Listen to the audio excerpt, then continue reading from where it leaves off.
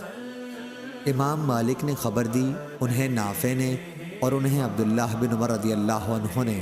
کہ ایک شخص نے پوچھا کہ یا رسول اللہ صلی اللہ علیہ وسلم، محرم کو کس طرح کا کپڑا پہننا چاہیے؟ حضور صلی اللہ علیہ وسلم نے فرمایا، نہ کرتا پہنے، نہ عمامہ باندھے، نہ پاجامہ پہنے، نہ باران کوٹ، نہ موزے، لیکن اگر اس کے پاس جوتی نہ ہو تو وہ موزے اس وقت پہن سکتا ہے جب ٹخنوں کے نیچے سے ان کو کاٹ لیا ہو،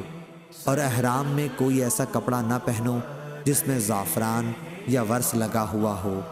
ابو عبداللہ امام بخاری رحمہ اللہ نے کہا کہ محرم اپنا سر دھو سکتا ہے لیکن کنگھا نہ کرے،